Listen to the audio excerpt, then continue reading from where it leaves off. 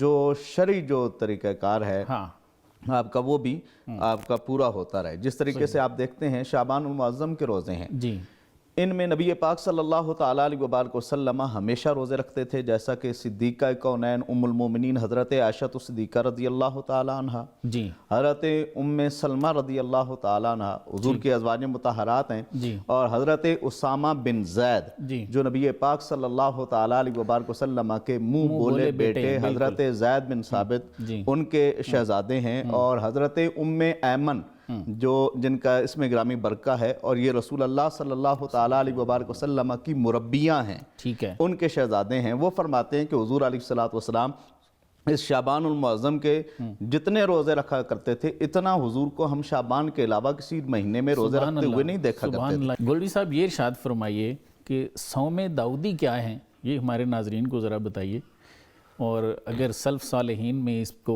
لوگوں نے پریکٹس کیا ہے، رکھتے رہے ہیں، تو ان کی بھی کچھ مثالیں دیجئے.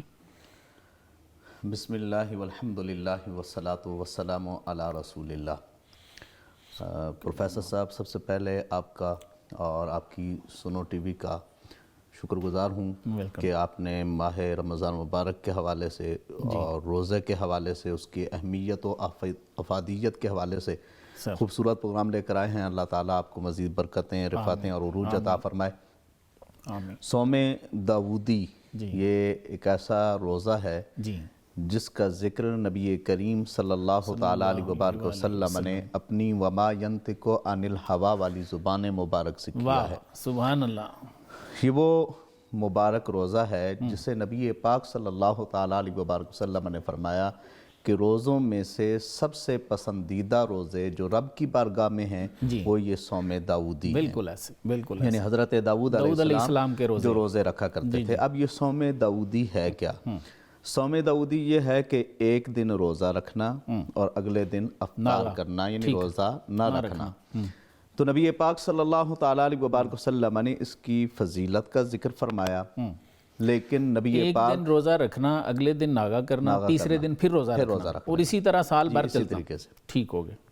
اب نبی پاک صلی اللہ تعالیٰ علیہ وبارک وسلم نے اس روزے کا ذکر خیر فرما کے آقا علیہ السلام نے اس کی فضیلت بیان کر کے، اور یہ رب کا محبوب ترین روزوں میں سے یہ روزہ رکھنے کا طریقہ ہے، اس کو بیان کر کے حضور نے اس کی فضیلت بیان کر دی. اور ساتھ ساتھ نبی پاک صلی اللہ تعالیٰ علیہ وبارک وسلم نے خود روزہ نہ رکھ کے اپنی امت کے لیے آسانی پیدا فرما دی کہ اگر میری امت میں سے کوئی ایسے لوگ ہیں جو کمزور ہیں، نادار ہیں، یا میری وجہ سے اللہ رب العزت ان کے اوپر کہیں صوم داؤدی کو لاگو نہ فرما دے، اس وجہ سے آقا علیہ السلام نے خود روزہ نہیں رکھا.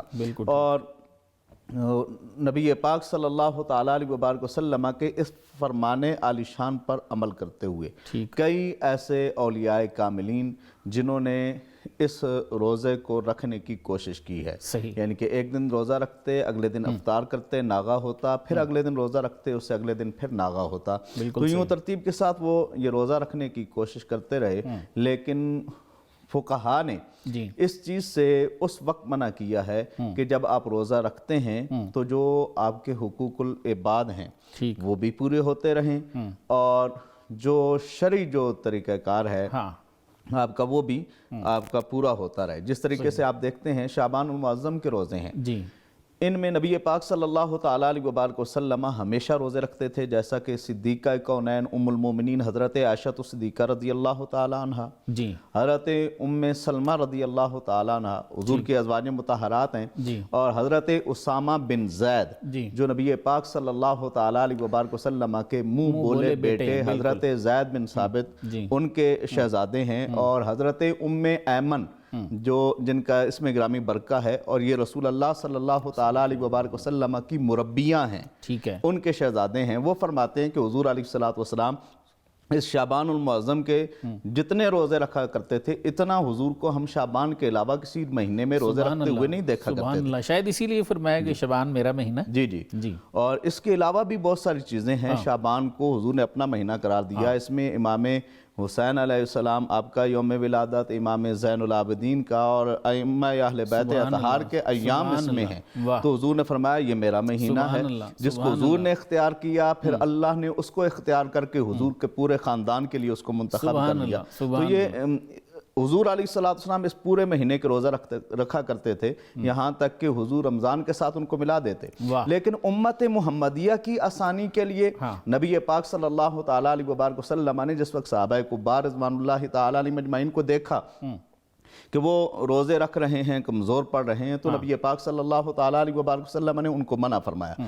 ایک حدیث مبارکہ میں آتا ہے آقا علیہ السلام نے فرمایا کہ تم 15 شعبان کے بعد روزہ نہ رکھو تاکہ رمضان کی تیاری کر سکو، اور ایک حدیث مبارکہ میں آتا ہے کہ تم رمضان مبارک سے 1 یا 2 دن پہلے روزہ نہ رکھو۔ ہاں اگر کسی کی عادت ہے، جیسے پیر کے دن کا کوئی روزہ رکھتا ہے، جمعرات کے دن کا کوئی روزہ رکھتا ہے، تو وہ روزہ رکھ سکتا ہے، ویسے رمضان سے 1 یا 2 دن پہلے نہ رکھے۔ اس سے یہ پتہ چلا یہ نہی حرمت نہیں ہے، حضور نے اس کو حرام قرار نہیں دیا، بلکہ اس لیے حضور نے منع فرمایا تاکہ تم رمضان مبارک کا صحیح طریقے سے ادب و احترام کر سکو، رمضان مبارک کے صحیح روزے رکھ سکو۔ تو اسی طریقے سے اگر حسن معاشرت میں کوئی کمی لازم نہیں آتی تو آپ اگر روزے رکھتے ہیں، صوم داؤدی ہیں، ایک دن روزہ رکھتے ہیں، دوسرے دن آپ افطار کر لیتے ہیں، پھر اگلے دن رکھتے ہیں، تو آپ اس طریقے سے روزہ رکھ سکتے ہیں۔ اور اگر حسن معاشرت میں اگر کسی قسم کی کمی آتی ہے، اہل خانہ کے حقوق پورے نہیں ہوتے، ان کو جو نان و نفقہ دینا ہوتا ہے وہ پورا نہیں دے سکتے،